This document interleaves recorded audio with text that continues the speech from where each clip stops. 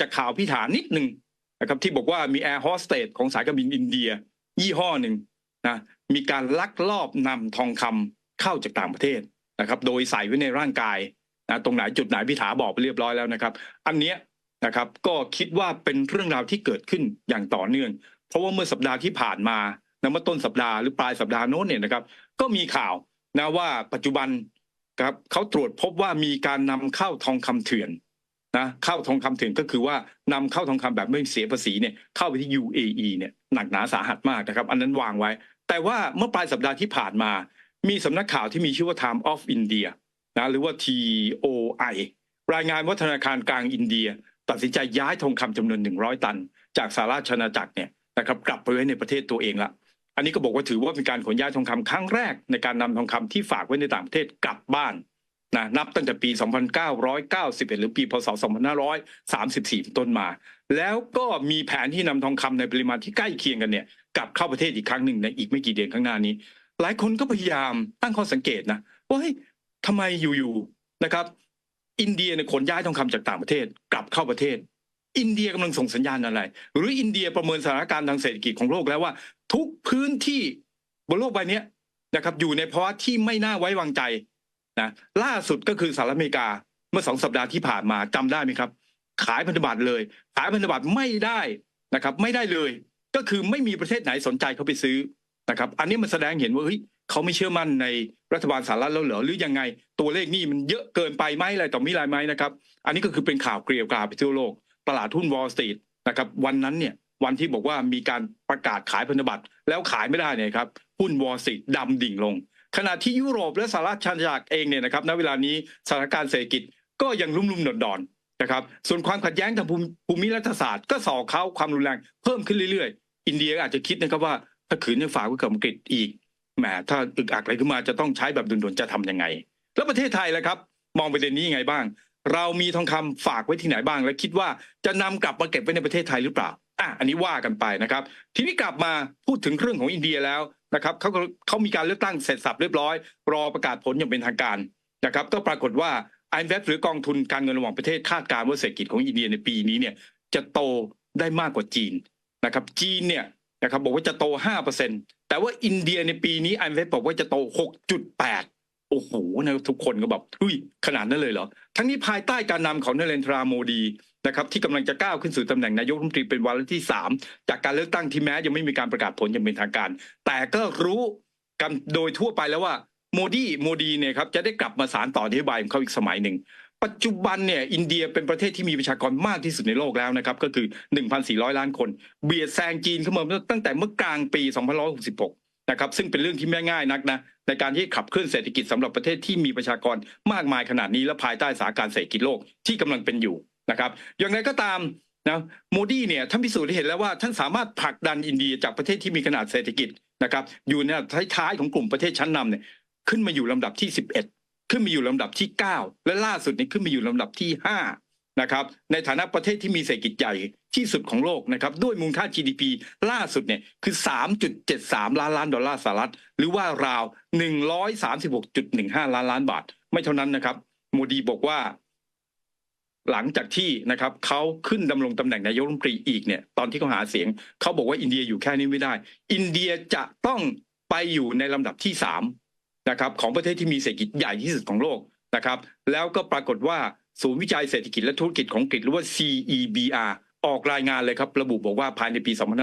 2581 อินเดียจะสิงฝั่งฝันนะครับนั่นก็คือว่าเศรษฐกิจอินเดียประเทศอินเดียเนี่ยจะขึ้นไปอยู่ลำดับ3ของโลกรองจากจีนและสหรัฐฟังดีนะครับรองจากจีนและสหรัฐหมายความว่าไงหมายความว่าถึงวันนั้นสหรัฐจะตกกระป๋องจีนจะขึ้นมาอยู่อันดับ1สหรัฐจะมาอยู่อันดับ2และอินเดียจะมาอยู่อันดับ3ครับส่วนการค้าขายความสัมพันธ์ระหว่างไทยกับอินเดียนะครับเราก็ค้าขายกันปีนึงประมาณสัก500,000 ล้านนะครับอันนี้ก็ถือว่าเยอะมากนะดังนั้นนะครับเรื่องนี้จะต้องดูต่อไปนะครับว่าอินเดียจะทำได้อย่างที่คิดไว้หรือไม่ส่วนอีกหนึ่งกลุ่มนะก็คือ SME นะครับนึกไม่ถึงนะว่าวันนี้นะครับจำนวน SME ในประเทศไทยมีอยู่3 ล้านกว่ารายนะ3 ล้านกว่ารายแล้วก็สำนักงานส่งเสริมวิสาหกิจขนาดกลางและขนาดย่อมหรือสสวเนี่ยนะครับดูแล SME อยู่นะเป็นหน่วยงานภาครัฐนะ ปรากฏว่านางสาวพนิตาชินวัตรนะครับเป็นรองผู้อำนวยการแต่ว่ารักษาการแทนผู้อำนวยการสสวออกมาเปิดเผยดัชนีความเชื่อมั่นผู้ประกอบการ SME ประจำเดือนเมษายนที่ผ่านมานะครับบอกว่าอยู่ที่ 54.1 ปรับเพิ่มขึ้นจากเดือนก่อนหน้านี่อยู่ที่53ทีนี้ดัชนีความเชื่อมั่นเนี่ยต้องคุยก่อนว่านะครับเลนส์มันจะอยู่ที่ประมาณกึ่งกลางเนี่ยมันจะอยู่ที่ 50%แต่50%เนี่ยคาบเส้นก็คือถ้าเลย50ขึ้นมาเนี่ยนะครับมันจะถือว่าโอเคใช้ได้ยิ่งเกิน 50% มากเท่าไหร่ถือว่าดีนะครับแต่ว่าถ้าต่ำกว่า 50% เนี่ยมันไม่ดีสักเท่าไหร่แล้วก็ดัชนีความเชื่อมั่นผู้ประกอบการ SME เดือนเมษายนเนี่ยมันอยู่ที่ 54.1 ถือว่ายังพอใช้ได้นะครับถามว่าตัวเลขที่ได้มาเนี่ยมาจากไหนบ้างก็มาจากอุปสงค์หรือความต้องการที่เพิ่มขึ้นในช่วงมหาสงกรานต์ที่มีการจัดอีเวนต์โดยภาครัฐและภาคเอกชนจึงทำให้มีนักท่องเที่ยวทั้งคนไทยและต่างชาติจำนวนมากเนี่ยออกมาจับจ่ายใช้สอยแม้ว่าจะเป็นช่วงเวลาสั้นๆเนี่ยแต่มันก็ทำให้ธุรกิจภาคบริการโดยเฉพาะยิ่งสาขาการท่องเที่ยวได้รับอานิสงส์นะครับจากอีเวนต์นี้เป็นอย่างยิ่งเลยทีเดียวเชียวส่วนภาคการผลิตนะครับณเวลานี้ก็คือเดือนเมษายนนะครับมันชะลอตัวลงหลังจากที่มีการเร่งผลิตไปช่วงก่อนสงกรานต์เพื่อที่ขายช่วงก่อนสงกรานต์ไงนะครับแล้วก็จากจำนวนวันหยุดในเดือนเมษายนอันนี้มันก็ส่งผลกระทบเหมือนกันนะครับโรงงานเดี๋ยวปิดแล้วหยุดงานประมาณนั้นนะครับสำหรับภาคธุรกิจการเกษตร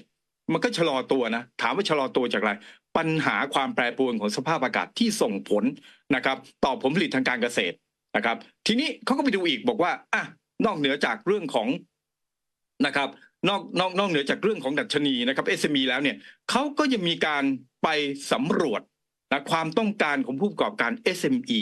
นะแล้วก็นำผลสำรวจที่ว่านี้ออกมาเปิดเผยนะครับก็พบว่ามาตรการด้านต้นทุน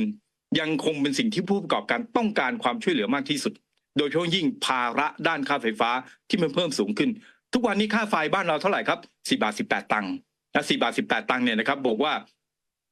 ไปรวมกับต้นทุนอื่นๆไม่ต้องไปเทียบประเทศเพื่อนบ้านหรอกนะครับเอาบอกว่า4.18 บาทเนี่ยไปเทียบกับค่าน้ำมันนะครับวันนี้เนี่ยน้ำมันดีเซลอยู่ที่32.94 บาทก็คือ33 ตังค์แล้วแต่หลายคนก็กระซิบถามมาแล้วบอกพี่ลงทำไมยุคลุงตู่เนี่ยโอ้โหสมาคมรถบรรทุกเนี่ยนะครับพอน้ำมันขึ้นทีนึงก็ออกมาเฮโลกันเฮ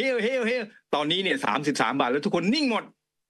นะครับอันนี้ก็เป็นคำถามกันแล้วกันนะครับวางไว้ก่อนวันหลังมาคุยกันนะครับแต่ว่าอย่างไรก็ตามนะครับการกระตุ้นค่าใช้จ่ายในมุมมอง SME เนี่ยครับบอกกลุ่มธุรกิจรายย่อยยังคงต้องการมาตรการกระตุ้นการใช้จ่ายนะครับส่วนกลุ่มธุรกิจขนาดกลางและขนาดย่อมเนี่ยก็ต้องการให้มีการส่งเสริมนะครับในการสร้างรายได้และอาชีพเพื่อเพิ่มศักยภาพของธุรกิจแล้วก็สร้างกำลังซื้อที่ยั่งยืนก็คือต้องทำ2 ฝั่งนะทำในฝั่ง SME ด้วยแล้วก็ทำในฝั่งของผู้บริโภคด้วยนะครับส่วนธุรกิจขนาดกลางต้องการการสนับสนุนในการเปิดตลาดต่างประเทศและการส่งออกมากขึ้นรวมถึงการส่งเสริมและการนำเทคโนโลยีเข้าไปใช้ในธุรกิจหมายความว่าไงหมายความว่าณเวลานี้ SME ขนาดกลางเขาพร้อมแล้วที่จะส่งออกมันไม่เหมือนสมัยก่อน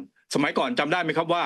สมัยที่เราผลิตโอท็อปนะโอ้โหแฮนด์เมดโน่นนี่โง่นี่งั้นอะไรต่อไม่อะไรพวกนี้พอออเดอร์นะครับบอกว่าโอท็อปเราต้องส่งออก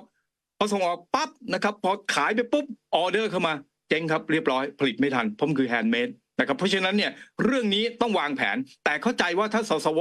มีผลนะครับ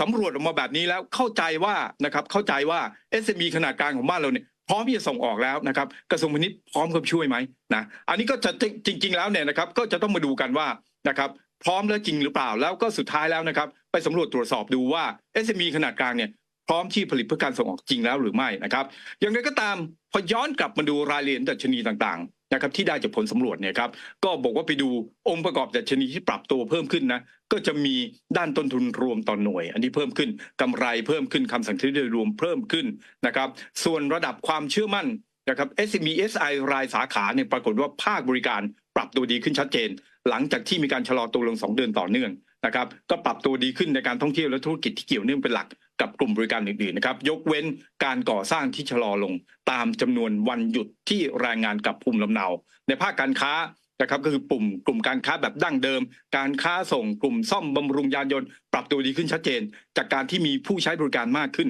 นะครับอย่างไรก็ตามเมื่อวานนี้มีโอกาสไปเดินพหุรัฐ